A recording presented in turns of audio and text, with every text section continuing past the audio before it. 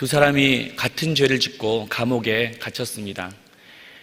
그들은 감옥에서 지옥 같은 삶을 살았습니다. 다행히 그 감옥에는 작은 창문 하나가 있었습니다. 그 창문으로 두 사람은 세상을 바라보았습니다. 하지만 바라보는 것이 달랐습니다.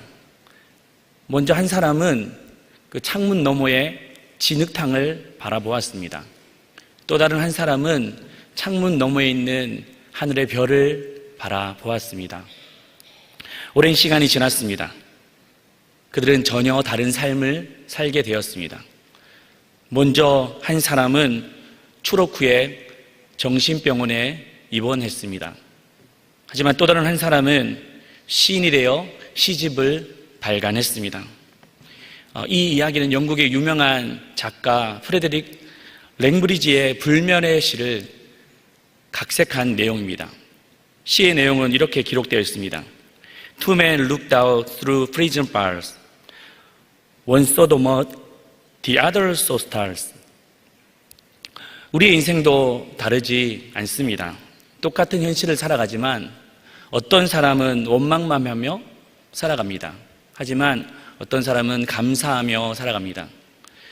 또 똑같은 상황에 어떤 사람은 절망으로 살아가지만 또 다른 사람은 희망을 노래합니다. 그 차이는 어디에 있을까요? 환경에 있지 아니하고 우리가 무엇을 어떻게 바라보느냐 시선에 달려 있습니다. 항상 기뻐하라. 쉬지 말고 기도하라. 범사에 감사하라. 사도 바울의 고백을 보십시오. 그는 편안한 별장이나 안락한 환경에서 이런 고백을 한 것이 아닙니다. 핍박과 고난이 있는 선교 현장에서 고백했던 내용입니다. 내가 만민 중에 주께 감사하며 문나라 가운데 주를 찬송하리로다. 다윗의 고백도 보십시오. 그는 승승장구할 때, 태평성대를 맞이할 때 했던 고백이 아닙니다. 원수에게 쫓겨다니고 죽을 지경에 이르렀을 그때에 이 고백을 합니다.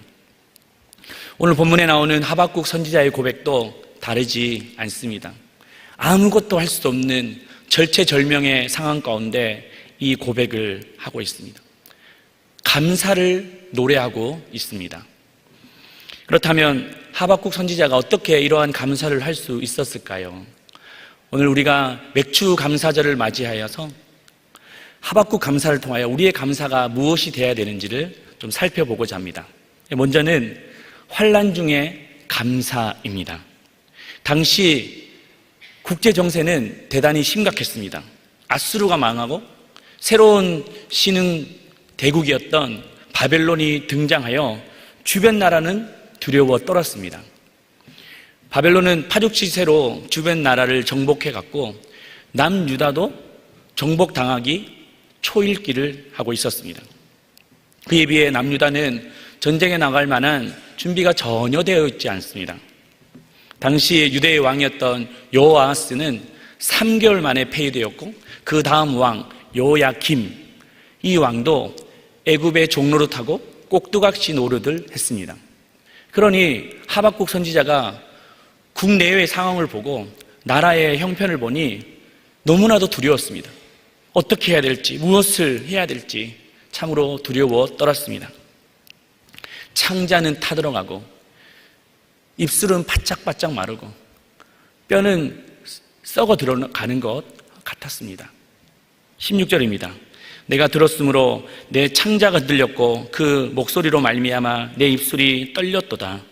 우리가 우리를 치러 올라오는 환난 날을 내가 기다림으로 썩이는 것이 내 뼈에 들어왔으며 내 몸은 내 처소에서 떨리는도다. 우리에게도 이런 일들이 오지 않습니까? 부유했던 사람이 갑작스럽게 경제적인 위기에 처할 때가 있습니다. 누구보다도 건강했는데 갑자기 건강을 잃었습니다. 힘과 권세를 가졌었는데 그만 나락으로 떨어져 버렸습니다. 자녀들은 문제가 있고 해결되지 않는 그 상황 속에서 도무지 답을 찾을 수 없을 때 말입니다. 그때 우리는 속이 타들어가고 입술이 바짝바짝 마르고 뼈가 썩어 들어가는 것 같습니다. 그런 상황 속에서 우리는 과연 감사할 수 있을까요? 여러분, 그러나 환난 중에 드리는 감사가 우리의 역사를 바꿉니다. 1620년도 100여 명의 청교도들이 신앙의 자유를 위해서 메이플라워호를 타고 신대륙에 도착했습니다. 하지만 그들의 삶은 만만치 않았습니다. 3분의 1은 굶주려 죽고 3분의 1은 전염병으로 죽었습니다. 남은 자들도 계속되는 흉년 속에 고통을 받았습니다. 도무지 미래가 보이지 않았습니다. 그래서 그들은 금식하며 기도했습니다. 하나님, 우리를 불쌍히 여기십시오. 우리를 도와주십시오. 그런데 상황은 전혀 바뀌지 않습니다. 그때 한 농부가 이런 제안을 합니다. 지금까지 우리가 금식하면서 하나님이 도와주시기만 간절히 기다렸습니다. 그러나 이제 좀 다르게 생각해 봅시다. 비록 흉년이 들고 사람들이 병으로 쓰러지지만 이 가운데서도 우리가 감사의 제목이 있지 않습니까? 풍족하진 않지만 먹을 양식이 있고, 넉넉하진 않지만 비를 피할 수 있는 거처가 있고, 또 우리 눈앞에 아직 일할 수 있는 토지가 펼쳐져 있지 않습니까? 무엇보다도 우리가 언제든지 예배하면 하나님이 받으시는 신앙의 자유가 있지 않습니까? 그러니 이제 금식 기도를 멈추고 감사 기도를 드립시다. 그 농부의 제안은 사람들이 큰 감동이 되었습니다. 그리고 금식을 끊고 이제 기간을 정하고 감사절을 지냈습니다. 그 감사절이 지금의 추수감사절의 기원이 되었습니다. 사실 미국이 문제가 많잖아요. 그리고 얼마나 많은 행포를 합니까? 그럼에도 불구하고 미국을 지탱할 수 있는 것은 그 근간에는 감사가 있었기 때문입니다. 하나님은 우리의 간구 기도보다 감사 기도를 더 기뻐하실 줄로 믿습니다. 이런 재미있는 이야기가 또 있습니다. 어느 한 사람이 산길을 가다가 갑작스레 숲속에서 호랑이를 만났습니다. 그래서 너무 놀랐습니다. 호랑이는 으르렁거리고 있고, 그래서 그 즉시 눈을 감고 손을 모으고 기도했습니다. 하나님, 저 호랑이로부터 저를 구원해 주시옵소서. 그런데 이제 눈을 떴는데 그 눈앞에 호랑이도 두 손을 모으고 기도하고 있었습니다. 제게 일용할 양식을 주셔서 감사합니다. 결국 하나님은 누구의 기도 제목을 들어주셨을까요? 호랑이의 기도를 들어주셨습니다. 너무 속상한 나머지 천국에 가서 하나님께 따졌습니다. 하나님, 어떻게 나도 아니고 저 호랑이의 기도를 들어주십니까? 그러자 하나님께서 이렇게 말씀하셨다고 합니다. 나는 간구 기도보다 감사 기도를 기뻐하느니라. 여러분, 우리가 말할 수 없는 환난 가운데 계신 분들이 계십니까? 그 환난의 자리를 기도의 자리로 바꿔보십시오. 그때 그 환난은 환희가 될 겁니다. 두 번째는 실패 속의 감사입니다. 우리 유명한 말씀 17절 같이 읽겠습니다. 비록 무화과 나무가 무성하지 못하며 포도나무에 열매가 없으며 감람나무에 소출이 없으며 밭에 먹을 것이 없으며 우리의 양이 없으며 외양간에 소가 없을지라도. 이스라엘에는 3대 과실수가 있습니다.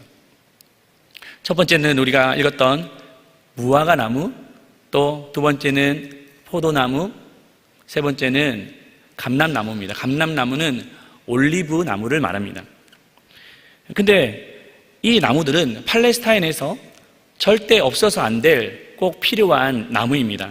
왜냐하면 무화과 나무는 당분을 제공해주고 포도 열매는 음료가 됩니다. 그리고 올리브 열매는 황산화 기능을 하는 필수 영양소입니다. 이 중 하나라도 없으면 사람들은 고통을 받습니다. 치명적인 피해를 입습니다. 그런데도 오늘 불행하게 하박국 시대에는 이 세 가지 중에 단 한 가지도 없었습니다. 그뿐 아닙니다. 우리에는 양이 없고 외양간에는 소가 없습니다. 생계에 필요한 기본적인 수단마저도 다 전쟁으로 모조리 파괴되었습니다. 그래서 하박국은 무려 6번이나 부정어를 사용합니다. 17절입니다.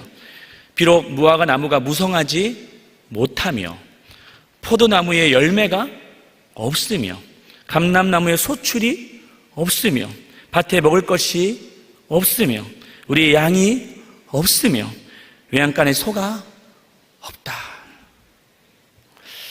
이 부정어는 모든 것이 끝나버린 전적인 실패를 상징합니다.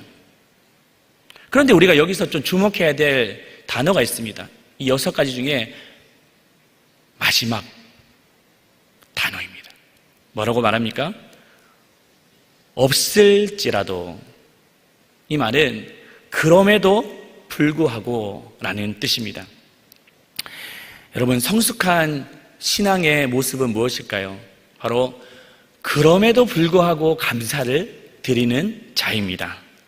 남편을 잃고 홀로 아들을 키우는 어머니가 계셨습니다. 너무 가난해서 새벽부터 밤 늦게까지 건물 청소를 해가면서 아들을 키웠습니다. 그런데 아들은 그 마음을 몰라주고 내가 왜 이런 집안에 태어나? 아무도 나를 밀어주지 않고 그렇게 원망하며 방황하기 시작했고 말했습니다. 어머니는 그런 말을 들을 때마다 눈물을 흘리며 밤새 기도했습니다. 그런데 하루는 새벽 기도를 마치고 집으로 돌아가는데 하나님께서 자신의 내면에 이렇게 말씀하시는 것 같았습니다. 너는 그럼에도 불구하고 감사할 수 있느냐? 이때 이 어머니는 무릎을 꿇고 그 자리에서 회개했습니다. 지난 세월을 돌아보니 너무 먹고 살기 바쁘고 힘들어서 내 삶이 좀 넉넉해지면 좋은 일이 생기면 감사할 수 있다고 생각했는데 나는 단 한 번도 그럼에도 불구하고 감사를 하지 못했던 겁니다. 그래서 하나님, 아들은 여전히 방황하고 내 환경은 여전히 절망적이지만 그럼에도 불구하고 감사하겠습니다. 그러자 놀라운 일이 생겼습니다. 아들을 포기하지 않는 믿음이 생겼고 아들을 위해서 다시 기도하는 무릎을 가졌습니다. 그때 아들이 어머니의 눈물을 보았습니다. 여러분, 우리가 자녀를 위해서 수고하고 애써도 아무런 열매가 없고 더 방황하는 것 같을 그때에 절대 기도의 눈물을 그치지 마십시오. 언젠간 반드시 어머니의 눈물을 본 자들은 흔들리지 않습니다. 다시 제자리에 돌아오게 될 것입니다. 이 아들도 결국에 어머니의 눈물을 보고 제자리를 찾고 목회자가 되었다고 합니다. 유명한 주경학자 매튜 헨리도 도둑을 당한 적이 있었습니다. 그런데 3가지 유명한 감사를 했다고 하지 않습니까? 첫 번째는 내 생명을 잃지 않은 것에 감사하고, 또 전 재산이 빼앗기지 않은 것이 감사하고, 그리고 무엇보다도 내가 도둑이 아니라서 감사하노라. 그래서 그가 했던 그 주석을 보면 그냥 정보만 전달하는 것이 아니에요. 그 삶에서 묻어났던 그 감사가 고스란히 드러나서 사람들의 마음을 울리는 주석이 되었습니다. 여러분, 스스로 일어설 수 없는 실패의 자리에 있습니까?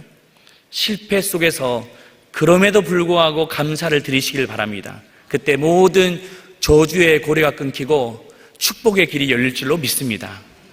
마지막은 미래적 구원으로 감사입니다. 한번 생각해 보십시오. 이 하박국의 선지자 상황은 정말 절망적입니다. 무화과 나무 잎이 마르고 포도 열매가 없고 감람나무에 소출이 없고 논밭에 식물이 없고 우리에는 양이 없습니다.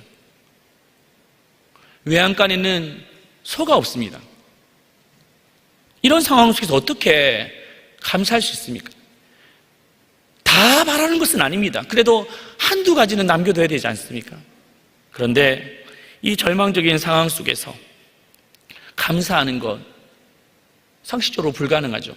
오히려 감사하지 않는 것이 더 정상인 것 같습니다. 그런데 하박국이 그 와중에서도 궁극적인 감사를 할 수 있었던 이유가 있습니다. 18절 말씀 같이 읽겠습니다. 나는 여호와로 말미암아 즐거워하며 나의 구원의 하나님으로 말미암아 기뻐하리로다. 구원의 하나님으로 말미암아 기뻐했다라는 말이 감사했다는 뜻이죠. 어떻게 감사할 수 있었습니까? 하나님께서 다윗과 같은 그런 지도자를 보내주셨습니까? 아니면 바벨론의 압제에서 벗어나게 하셨습니까? 그렇지 않습니다. 여전히 삶은 황폐하고 바벨론은 더 힘을 과시하고 그 고통이 70년이나 계속되었습니다. 그렇다면 하박국이 고백한 구원의 하나님 도대체 무엇일까요?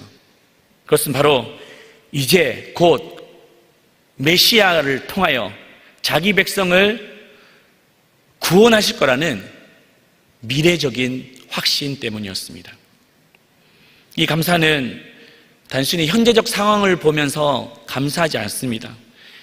모든 것이 무너진 상황 속에서 궁극적으로 하나님은 자기 백성들을 지키시고 보호하실 것이다 라는 그 확신에서 나오는 감사입니다.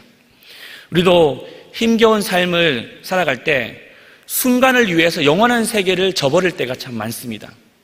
우리가 이 세상의 삶이 만만치 않잖아요. 그래서 먹고 마시는 문제, 우리가 하루하루 살아가는 문제, 그 찌든 삶의 문제 앞에 호를 받고 우리는 절망하고 넘어질 때가 참 많습니다. 그런데 여러분, 순간을 위해서 영원한 세계를 바꾸지 마십시오. 순간을 위해서 영원한 세계를 바꿨던 한 사람이 있었습니다. 바로 에서입니다.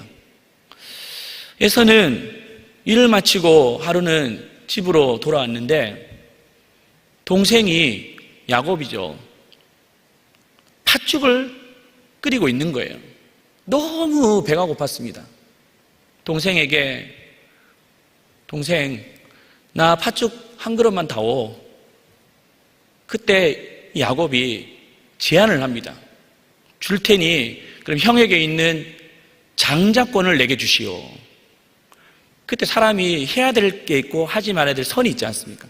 그런데 내가 지금 배고픈데 무슨 장자권이 중요한가?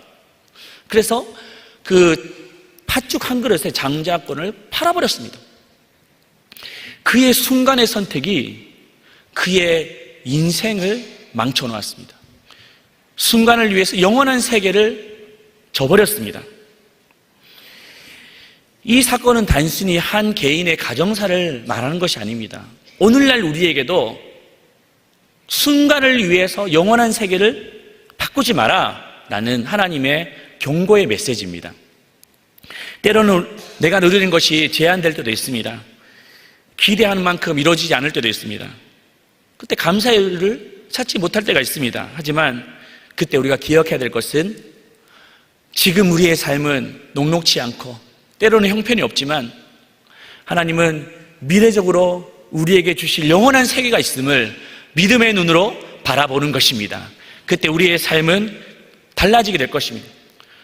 인생에서 풀 수 없는 그 문제, 죽음에 관한 문제를 우리는 해결받을 수 있습니다. 이 믿음은 신약에 와서 예수 그리스도를 믿을 때 주시는 그 구원의 역사를 말해주고 있습니다. 여러분, 우리가 하박국 말씀을 우리가 많이 읽었잖아요. 그리고 우리 많은 장에 걸쳐 기록되어져 있는데 이 내용을 한 구절로 요약하면 2장 4절의 말씀입니다. 우리 같이 한번 읽어보겠습니다. 보라, 그의 마음은 교만하여 그 속에서 정직하지 못하나 의인은 그의 믿음으로 말미암아 살리라. 아멘. 원수들이 찾아오고 또 악인들은 들끓고 있는 그때에 그들의 속은 정직하지 못하나 그거 중요하게 여기지 말고 오직 의인은 믿음으로 말미암아 살리라. 하박국, 너 믿음으로 말미암아 살아라. 다시 일어서라. 굳세게 믿음을 지켜라. 주님께서 말씀하고 계십니다. 하박국이 외쳤던 그 말씀, 또 하나님께서 하박국에 주셨던 이 말씀은 신약에 와서 바울이 2번이나 똑같이 강조하고 있습니다.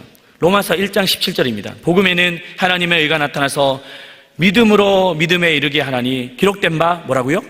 오직 의인은 믿음으로 말미암아 살리라 함과 같으니라. 갈라디아서 3장 11절입니다. 또 하나님 앞에서 아무도 율법으로 말미암아 의롭게 되지 못할 것이 분명하니 이는 뭐라고요? 의인은 믿음으로 말미암아 살리라. 할렐루야.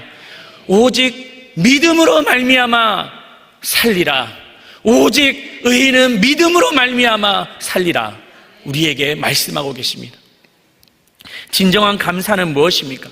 이 땅에서 누리는 그 자원을 보면서 웃고 우는 인생이 되어서는 안 됩니다. 인생의 최대의 위기라고 할 수 있는 죽음의 문제를 해결할 수 있는 것, 그것은 오직 의인은 믿음으로 말미암아 살 때인 줄로 믿습니다. 그렇다면 결론적으로 여기서 우리는 중요한 질문을 한번 던져야 됩니다.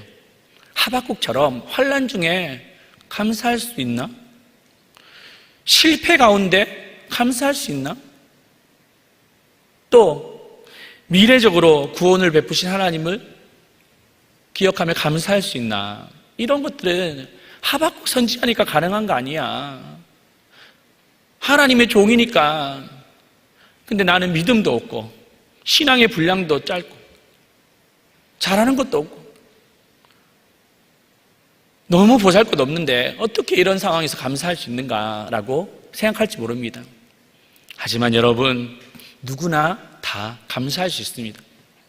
그 비밀은 어디에 있습니까? 우리가 막 결단을 하고 막 의지를 들여서가 아닙니다. 물론 그런 것도 어느 정도까지는 가겠지만 중요한 것은 나의 어떠함이 아니라 하나님이 지금도 우리의 손을 붙들고 계신다는 그 신뢰가 우리의 삶을 바꿔놓을 수 있습니다. 하박국도 처음부터 그런 사람이 아니었어요. 하박국 1장을 한번 보십시오. 하나님 살아계신 게 맞습니까? 바벨론 저 악인들은 들끓고 있고 의인은 고난받고 있고 하나님 침묵하고 계십니까? 왜 우리들 그냥 내버려 두십니까? 라고 온갖 비난과 탄식을 하고 있습니다. 근데 그 모든 비난과 탄식을 받고 감사로 변화시켰습니다. 그 이유는 그래도 하나님은 여전히 우리의 손을 잡고 계신다는 그 신뢰가 그를 이끌었기 때문입니다. 여러분, 우리가 처음부터 감사의 거장이 되십시오, 그것을 말하는 것이 아니에요. 감사 이전에 하나님의 손, 우리를 끝까지 붙잡고 계시는 그 손을 바라보시기를 축복합니다. 그래서 하나님이 우리의 손을 잡을 때 이렇게 잡는 게 아니라고 하잖아요. 그래서 우리가 너무 힘들어요, 그만할래요, 손을 놓으면 하나님도 우리의 손을 놓는 관계가 아니라 하나님 우리를 이렇게 잡고 계십니다. 힘들어요, 그만하고 싶어, 포기할래요 라고 손을 놓으면 하나님도 우리의 손을 놓는 것이 아니라 여전히 우리의 손을 잡고 계십니다. 그때 우리의 삶은 감사로 넘치게 될 것입니다. 지난주 6월 29일, 딱 지난 주일이죠. 삼풍백화점 기억하실 겁니다. 그 사고가 일어난 지 꼭 30년이 되는 날입니다. 우리는 그때 다 기억하실 것입니다. 근데 그날 저는 삼풍 생존자입니다 라는 한 저자가 주목을 받았습니다. 그는 삼풍백화점이 붕괴될 때 가까스로 살아남았던 생존자였습니다. 하지만 그녀의 삶은 불행했습니다. 롱텀 스트레스 장애를 겪게 되었고요, 일시적인 게 아니라 오랜 시간 장애를 겪게 되었습니다. 인생의 무상함이 찾아왔습니다. 언제 죽을지 모르는데 무슨 대학이야, 언제 죽을지 모르는데 무슨 저축이야, 언제 죽을지 모르는데 무슨 결혼이야.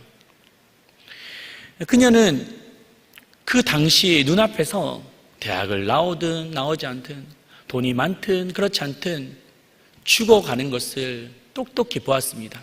그 삶에 허무함이 찾아온 거예요. 사람들이 그래도 그 죽음 앞에서 살아난 것이 얼마나 감사하지 않습니까? 라고 말했지만 중요하지 않았습니다. 그 회의감이 한번 찾아오고 그 허무주의가 그의 삶을 꽉 옥죄고 그리고 그 고통은 자살 시도로 이어지기도 했습니다. 정신과 약을 먹어도 해결되지도 않고 여행도 가보고 운동도 해보고 명품 가방도 사봤지만 일시적이지 또다시 불행해지기 시작했습니다. 그러다 한 번은 우연히 보육원 자원봉사를 가게 되었습니다. 아이를 좋아하지 않는 터라 그냥 의뢰의 봉사하고 있는데 어느 한 아이를 발견했습니다. 얼굴이 어둡고 또 말도 제대로 하지 못하는 아이입니다. 기껏해 하는 말은 싫어, 안 돼, 몰라 그런 말밖에 없었습니다. 근데 하루는 이 아이가 보이지 않는 거예요. 그래서 시설을 온통 뒤졌는데 없었습니다. 근데 그 지하 어디에 웅크리고 있는 거예요. 그래서 이 작가가 가서 얘야 지금 뭐하니? 아무 말 하지 않습니다. 나랑 같이 지금 올라가자. 싫어. 가. 그래서 이 작가는 아가 내가 젤리 줄 테니까 올라가자. 그러자 젤리 싫어. 젤리 싫어. 그럼 도대체 내가 너에게 뭘 해줄 수 있니? 뭘 해줄까? 라고 하자 이 아이가 이렇게 말했다고 합니다. 안아줘. 안아줘. 이 아이는 젤리가 필요한 것이 아니었습니다. 따뜻한 품, 그 사랑이 필요했던 겁니다. 그때 작가는 털썩 주저앉고 그 아이를 꼭 안아주었다고 합니다. 눈물을 흘리면서 내가 살아야 될 이유를 발견했다고 합니다. 여러분, 우리의 인생도 마찬가지. 젤리 하나 때문에 살아가는 인생이 아닙니다. 우리는 젤리 하나 있다고 해서 웃고 없다고 해서 우는 인생이 되어서는 안 됩니다. 하나님의 넓은 품이 필요한 줄로 믿습니다. 하나님의 사랑이 우리 가운데 부어줘야 됩니다. 그 따뜻한 사랑이 우리로 하여금 다시 일어서게 하고 다시 살아낼 수 있는 힘을 공급해 주십니다. 여러분, 그래서 하나님의 사랑을 충분히 누리시기를 바랍니다.